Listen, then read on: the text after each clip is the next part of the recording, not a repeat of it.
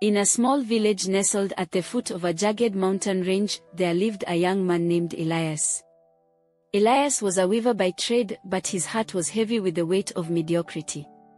He watched the merchants travel to distant lands and the warriors return with tales of glory, while he spent his days passing a wooden shuttle back and forth through a loom. He felt like a ghost in his own life, present but leaving no mark upon the world. One evening, consumed by a restless ache for purpose, Elias sought out the village elder, a woman named Mara who was said to possess a clarity of sight that reached beyond the physical world. He found her sitting by a small fire, her eyes reflecting the dancing flames. "Elder," Elias began, his voice trembling slightly. "I feel as though I am wasting my life. I work hard, but I achieve nothing of note. I want to be great. I want to be successful. But every path I take feels blocked by stone. What is the secret to a life of meaning?" Mara did not look up from the fire. Instead, she reached into a leather pouch at her side and pulled out a single, withered seed. She handed it to him. "This is the seed of the great oak," she said. "If you wish to know the secret of success, you must plant this seed at the very summit of the glass peak.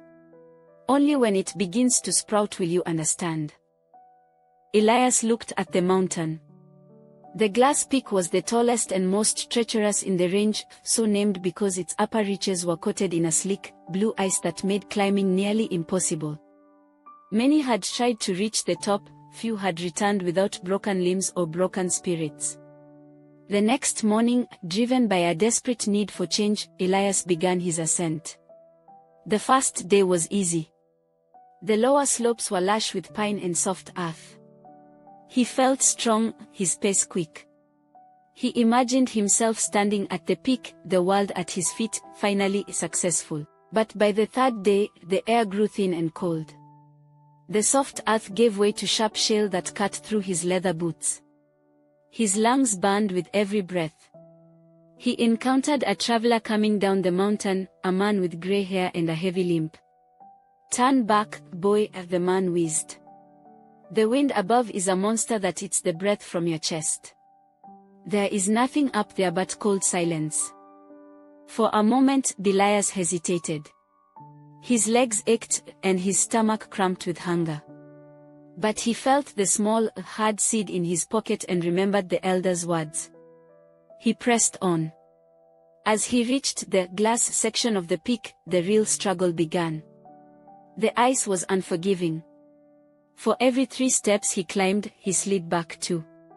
His fingernails bled as he clawed at frozen crevices.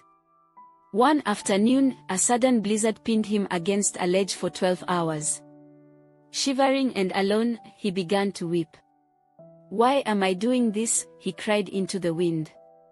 "For a seed. For a story. I am a weaver, not a climber. I am failing." He reached into his pocket to throw the seed away, but as his fingers touched it, he noticed something strange. The seed wasn't cold. It was warm, almost pulsing with a faint, rhythmic heat. He realized that the seed, despite being withered and small, was fighting its own battle to stay alive in his pocket. Elias took a deep breath. He stopped looking at the summit, which seemed miles away, and instead focused only on the next 6 inches of ice. He stopped comparing his progress to the warriors or the merchants. He became the climb itself. Days blurred into a singular cycle of struggle and persistence. He learned where to place his weight. He learned to breathe in rhythm with his movements. He learned that the mountain wasn't his enemy, his own desire for an easy victory was the only thing holding him back. Finally, on the 12th day, Elias pulled himself onto the flat, frozen plateau of the summit. The world was spread out beneath him in a tapestry of gold and green. It was beautiful, but to his surprise, the view wasn't what moved him. What moved him was the silence in his own mind, the absence of the ghost he used to be. He knelt in the center of the peak, chipped away a small hole in the icy permafrost, and buried the seed. He waited. He stayed for 3 days, shivering under his cloak, melting snow for water. On the third morning, a tiny, vibrant green shoot poked through the white frost. It was impossible, the tree shouldn't grow in such a place. As he stared at the sprout, Elias heard a voice. It wasn't the elder's, but his own, echoing from within. He realized the truth. The elder hadn't sent him there to plant a tree, she had sent him there to grow his own roots. Elias descended the mountain a different man. When he returned to the village, he went straight to Mara. The seed has sprouted, he told her. But I realized something, elder. The mountain didn't change. The wind didn't stop. The ice was still slick. The only thing that changed was me. Mara smiled. And what is the lesson, Weaver? Elias looked at his calloused, scarred hands. Success is not the summit. It is the strength of the legs that got me there. We spend our lives looking for a secret or a shortcut to greatness, but the secret is the struggle itself. The seed only grows because it has the pressure of the earth pushing against it. Without the resistance of the mountain, I would still be the man who felt like a ghost.